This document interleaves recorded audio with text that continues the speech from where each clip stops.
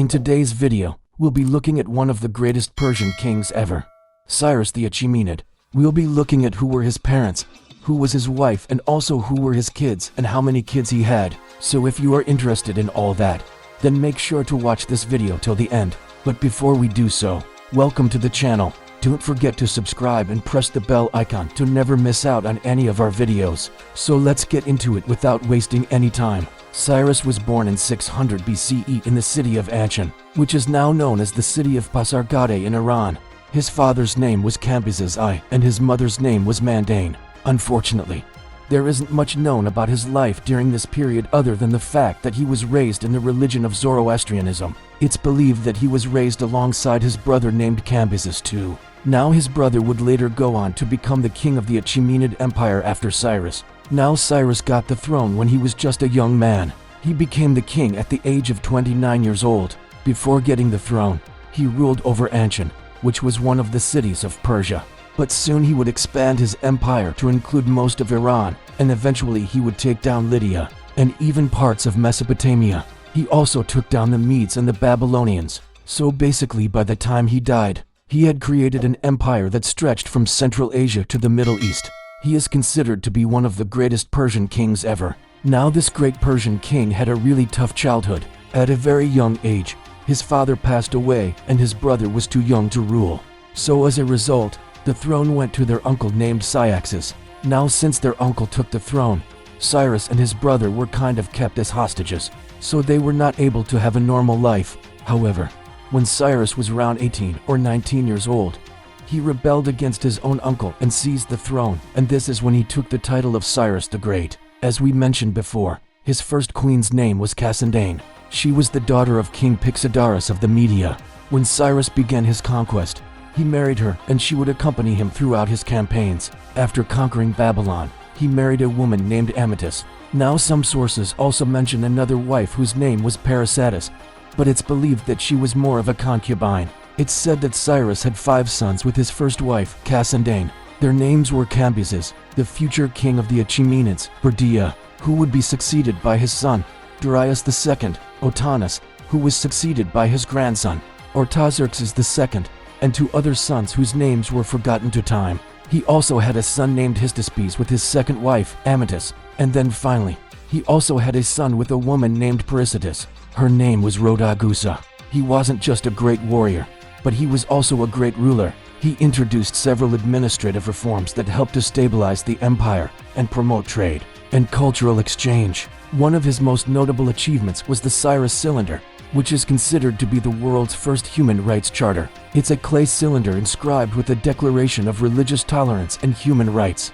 It proclaimed that all people within the empire had the right to worship their chosen faith and to participate in government. It also granted women the right to own property and to receive a divorce. Another thing that made him a great ruler was that he respected the cultures of the people that he ruled over. He didn't impose his own culture on them. Instead, he allowed them to keep their traditions and customs.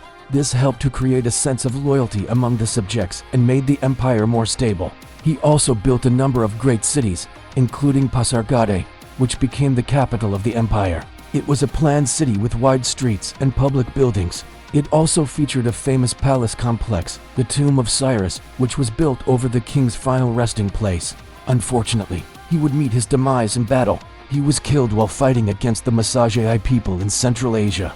According to some reports, he was wounded in battle and died from his wounds, while others say that he was poisoned by his own wife, Parysatis. No matter how he died, his legacy would live on long after him. His empire would continue to thrive for centuries, and his ideas of religious tolerance and human rights would influence many other cultures. Let's take a look at the Cyrus Charter. The Cyrus Cylinder, also known as the Cyrus Charter, is an ancient Mesopotamian declaration of human rights issued by Cyrus the Great, the founder of the Achaemenid Empire in the year 539 BCE. It's widely regarded as the world's first human rights charter. Here's a bit more about it. The Cyrus Cylinder was discovered in 1879 inside the ruins of Babylon, during excavations led by the British archaeologist Austin Henry and the engineer Rudolph Campbell. It was found at the base of a staircase leading up to the palace of Nebuchadnezzar II, the last king of the Neo-Babylonian Empire before its capture by Cyrus. The cylinder is made of baked clay, and is only 4.3 inches tall. It was written in the Akkadian language, the lingua franca of the Near East at the time, using a cuneiform script. When Cyrus conquered Babylon, he declared that all the people within his empire were free to worship whoever they wanted. In addition, he gave the Jews permission to return to Jerusalem and rebuild their temple.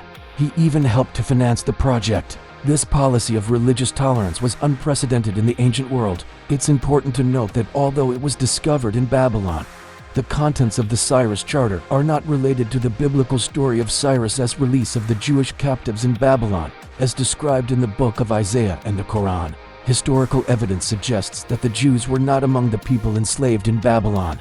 The Charter doesn't specifically mention the Jews, but it does proclaim religious tolerance as a general principle. In addition to religious freedom, the Charter guaranteed other civil rights, such as the right to own property and to participate in government. Women's rights were also advanced under Cyrus's rule. He allowed women to own property in their own right and to receive a divorce. The discovery of the Cyrus Charter was an important event in the history of human rights. It showed that the idea of individual freedom is not a modern concept, but has deep historical roots. The Charter has been cited as an inspiration for modern human rights movements and is often used to promote religious tolerance and understanding. There are many translations of the Cyrus Charter. Here is one. This is what Cyrus, king of Anshan, says: "When I entered Babylon, I spared its people.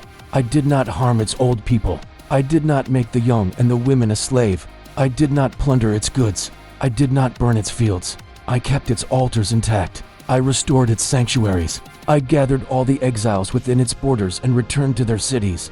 Then all the peoples who were subject to tribute, heavy burdens and forced labor under tribute under the kings of Babylon, I lightened their bondage and their burden, and I made known to all the nations that I freed them from tribute. Their young men no longer shall be enslaved under the yoke. Also the women of the king's large household, each one shall be as a slave no longer.